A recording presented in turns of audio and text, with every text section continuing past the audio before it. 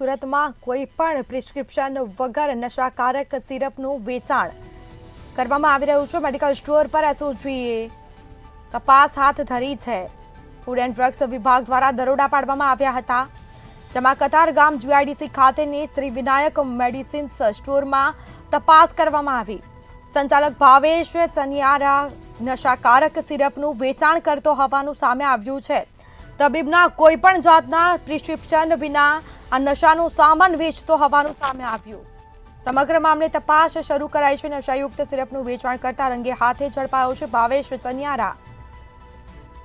સમા medical store પરથી 48 નશાયુક્ત સિરપનો જથ્થો પણ જપ્ત કરવામાં આવ્યો છે। કાયદેસરની કાર્યવાહી થઈ છે।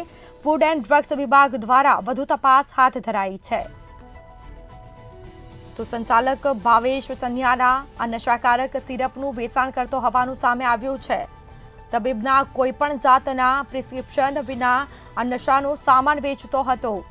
આખરે સમગ્ર મામલે એસઓજી દ્વારા તપાસ ધરાઈ અને ફૂડ એન્ડ ડ્રગ્સ વિભાગ દ્વારા દરોડા પાડવામાં આવ્યા, જેમાં મેડિકલ સ્ટોર પર એસઓજી દ્વારા પણ તપાસ કરાઈ હતી।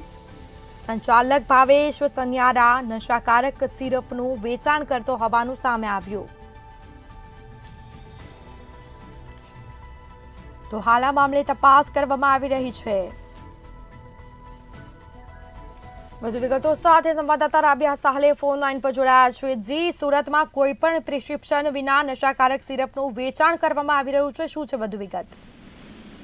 સ્મિતા, ખાસ કરીને સુરત શહેર જે એસઓજી છે એમના દ્વારા ફૂડ એન્ડ ડ્રગ્સ વિભાગને ત્યાં મેડિકલ સ્ટોર પર દરોડા પાડવામાં આવ્યા હતા। સરપ્રાઇઝ ચેકિંગ જે છે તમામ મેડિકલોની ઉપર હાથ ધરવામાં આવી અને તેમાંથી એક મેડિકલની ઉપર જે છે આ રીતે તબીબના પ્રિસ્ક્રિપ્શન વિના નશાકારક સિરપનું જે છે સ્મિતા વેચાણ કરવામાં આવતું હોવાની બાતમી મળી હતી, જ્યાં દરોડા પાડવામાં આવ્યા। સુરતનો જે કતારગામ વિસ્તાર છે સ્મિતા, ત્યાં જીઆઈડીસી ખાતે આવેલી શ્રી વિનાયક મેડિસિન સ્ટોરમાં છાપો મારવામાં આવ્યો એસઓજી દ્વારા।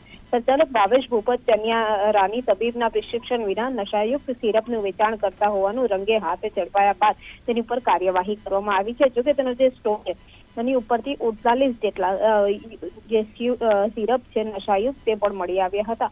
તો સાથે જ આ તમામની કાર્યવાહી બાદ હવે આગળની કાર્યવાહી ફૂડ એન્ડ ડ્રગ્સ વિભાગને સોંપવામાં આવી છે, જેમના દ્વારા હવે આગળની તપાસ અને કાર્યવાહી સ્મિતા હાથ ધરવામાં આવશે। બિલકુલથી તમામ જાણકારી આપવા બદલ આપનો આભાર। તો આ મામલે ફૂડ એન્ડ ડ્રગ્સ વિભાગ દ્વારા તપાસ હાથ ધરાઈ છે।